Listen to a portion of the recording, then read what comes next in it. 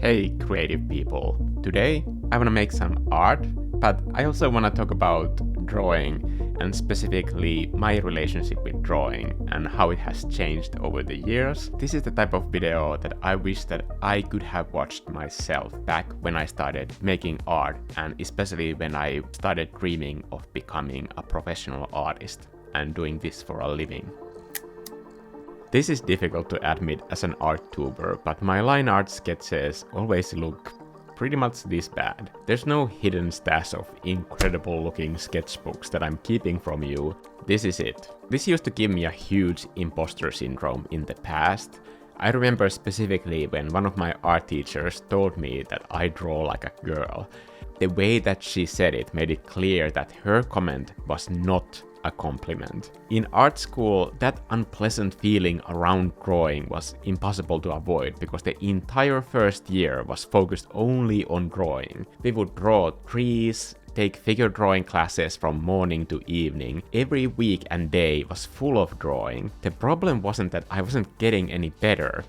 I think anyone would grow in skill the same way that I did if they just put in the same amount of hours. Especially when in art school you're not just drawing anything, but assignments are specifically designed to make you improve. So if anybody went through the same lessons that I did, they would improve as well. There's nothing special or magical about that. The problem was that art was my whole life, and no matter how I tried to commit to the assignments my teachers gave me, I couldn't shake one feeling at the back of my mind, and that was that I did not like it. I did not like doing those drawing exercises. This was not something I dared to say out loud, of course. I just showed up and did the work anyway and gritted through all of those courses. The traditional way art is usually taught is that first you learn how to draw. You sketch anything and everything before you are allowed to move on to the next step. Drawing is often seen as not just mastering the shape language, but also as a way to plan the artwork you're about to make. When people speak of fundamentals, they often associate drawing as this main pillar around which all other elements are built around.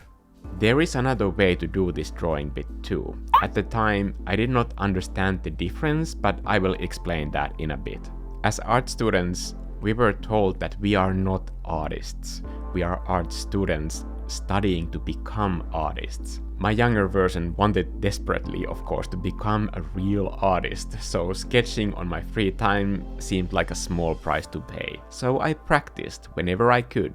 I even took my tiny sketchbook to night shifts at work and used it whenever there was a little break between customers. I was washing dishes in a restaurant back then, during the night of course, because during the day I was in school studying. When I was sketching with my little sketchbook over there in night shifts washing dishes, my sketchbook smelled like rich people's leftover food basically. But I really tried to squeeze in every single minute of my life to improve my skills in drawing. In addition to that, I also did paintings, sometimes with oils and sometimes I painted digitally. Painting seemed like I was skipping ahead without permission. I couldn't wait for the second year of art school to start when we would start using oils more. Digital painting felt somehow extra shameful. Remember that this art school was for oil painting, not concept art like I am teaching these days. Painting in general, without permission, it felt like some sort of visual masturbation that you definitely should not talk about with your classmates. So I just did those paintings because I wanted to. They weren't homework. I didn't feel like they were improving my skills at the time. I just did them for fun because I needed something to break up the tension of having constant homework and working to make ends meet. Looking back, I wonder how I managed to do so much art on top of all the drawing at school, but now I realize that I needed those paintings to keep myself sane. It wasn't that I was so somehow productive that I made all of that extra art on the side, but I needed to make those pieces so that I wouldn't just go completely crazy because I just wanted to have a little bit of fun with my art as well. When the second year started, the life drawing classes didn't end, they still continued. However, this one time, as a unique twist, the teacher told us all our croquis exercises would be done in oils. This seemed counterintuitive. Usually, even small oil paintings take a lot of time, and now we had to do them in 2 minutes per pose. What is this madness? And to my and my teacher's big surprise, I absolutely loved it. Also, while these were just 2-minute paintings, I was kind of strangely good at them too. What was happening? Wasn't I supposed to be terrible at this and hate life drawing classes in general? I'm saying that this was to my teacher's surprise, but who knows, maybe she knew all along that this would happen to me. This art teacher was great, by the way, not at all the same woman who told me that I draw like a girl. She's amazing, like truly my hero. She told me in a flat voice, like it's the most normal thing in the world. Mikko, you see the world through volumes and not through lines. This is very common for people like you who gravitate towards shading when using pencil instead of drawing outlines to everything. Apparently in this great Finnish art book called The Art of Drawing, the author Onni Oja called this drawing like a painter. And apparently I was drawing like a painter. When it came time to paint something, I was able to make shapes just based on the way that I was doing silhouettes of things. I cannot stress enough how this one thing absolutely changed my entire life and style as an artist. You have to understand that I thought that I was just terrible at art in general, like the whole thing, that I was never able to do it. But in truth, I was just visualizing shapes through volumes. That's all. That's the small difference. Not seeing the outlines of things, but the volume, the three-dimensional space that they inhabit, and the entire silhouette of objects. I was just so shocked, and at that point I revealed that I paint in my free time often without any line art. And then my art teacher just said to me, "Looks like that's what you should keep doing then." Like, obviously. But it wasn't obvious to me. But when she gave me kind of this permission that I can do it, it just changed my entire relationship with my own skills completely and the way that I study art. She just told me this life-changing thing and then just wandered off like it's one of the most mundane things that she has ever witnessed. But here I am still just like absolutely remembering that one moment because it has changed the way that I draw and paint and just do any visual art projects at all. I know that this is not everybody, but for those who connect with this message, I know that this video has a purpose. If anybody needs to hear this, then I think it's worth making. In my eyes, the way that I see the world, I can see and replicate the shapes that I see.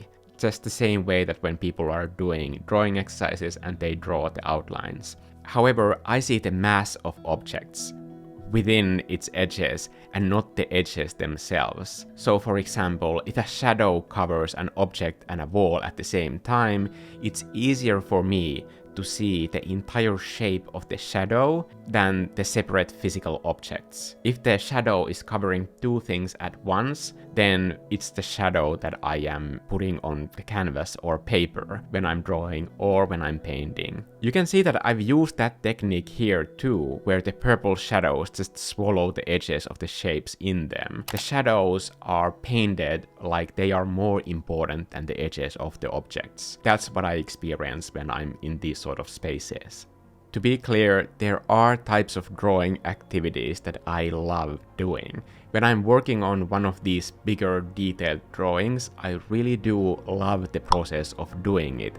I think that comes from the fact that it takes me a really long time to do one of these drawings, and just spending all those hours in the drawing mode makes it enjoyable, because I don't have to kind of force myself to start drawing when I'm already in this like bigger project process. Sometimes I also do sketch in color and then refine the edges by drawing over them. And that's cool too. I love drawing that way because it takes the pressure off me and I can focus on the decorative part of it when I already know what I'm making. But I don't like figuring out in line art form, if that makes sense. I also do a lot of ink drawings, and to be clear, I don't really know if this is drawing or painting.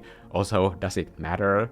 And when I'm doing these graphic illustrations, I guess that's one form of drawing as well, but it's probably pretty easy for you to see that here I'm also drawing what is within the outlines and not the outlines themselves. So for that reason, that comes really easily to me.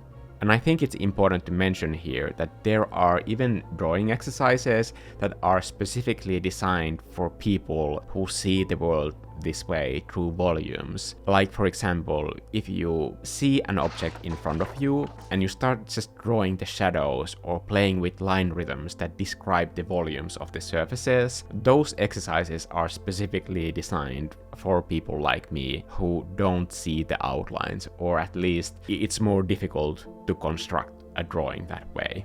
For the sake of honesty, I think it's also vital that I personally take accountability for my own mistakes. When I first started drawing, I made all the beginner mistakes that students usually do. I focused on the details, which you shouldn't do, and I didn't have the patience to work on the proportions until moving on to rendering and all that other more fun stuff. Those are just things that I think everybody needs to learn through practice, and I'm in no way advocating skipping that. It's all essential no matter what your learning method is, so going through all of those learning steps, I think you cannot skip that.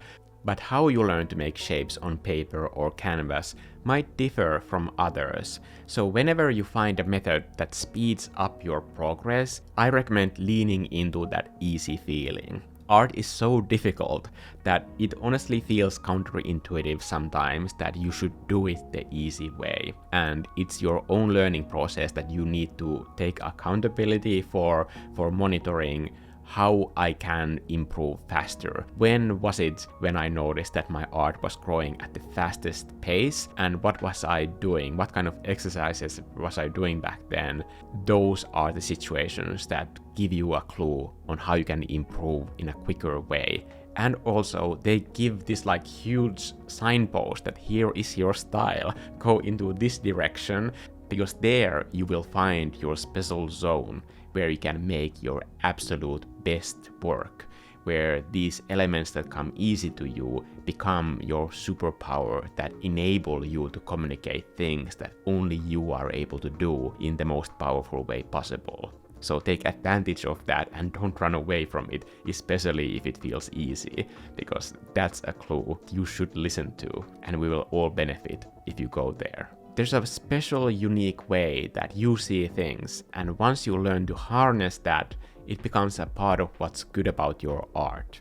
Ever since that day, I simply stopped worrying about not doing things the way that I was supposed to do. I don't mind showing my silly sketches for things like these before I start painting. Honestly, I think they're kind of funny and they give me lots of freedom in the process. My sketches are more like ideas to be explored than fully formed plans in the painting process. This painting started in one of the membership live streams where the theme was stairs. Painting in a live stream can be kind of high pressure situation for me if I have no idea what I'm going to do. So even just having a scribble like this makes me feel like I'm making some progress and that I'm not wasting time of people who tuned in to paint with me in that live session. It's just like a safety net at this point. Having this sort of a loose plan allowed me to play with these two brushes as well. So the big blush brush is the one that I'm using for all of these large areas, and it has this very high texture watercolor look to it, and I use that only in the bigger areas where there is enough space for that texture to read and to be interesting.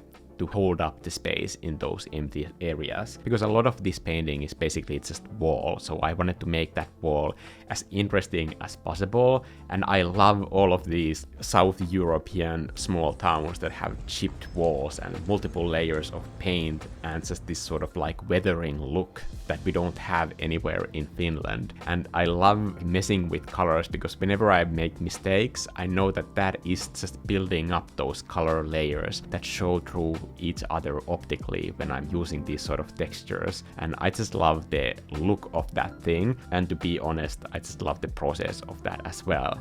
But this is a very messy looking brush, this big wash brush. So for the sharp edges, I used cotton candy brush. That I used for details, because it has the same watercolor texture, but I can make really fine little details with it as well whenever I need to, or whenever I have an edge that I need to define in a more sharp way, then I can just scale down that brush and I use it at 100% opacity all of the time. Both of these brushes are in my new brush set that I just released called Best of Angry Mikko, and it's a collection of my favorite brushes, and these brushes are not available in any of the other brush sets. They are completely unique to this set. I'll put a link of it in my description.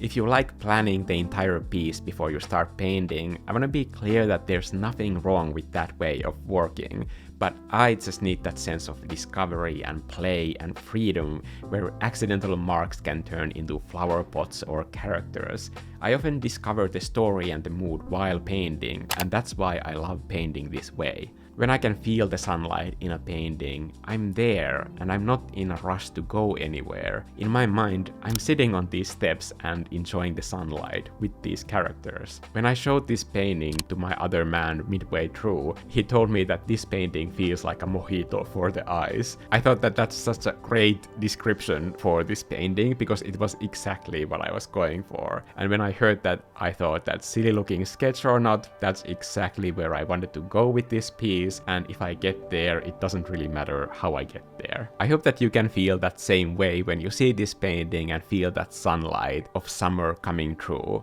Like when it's not quite summer, but it's just that first incredibly warm day and it feels like summer. And if you're having difficulties learning how to use color, I recommend watching and doing the exercise in this video. Keep making art in your own way.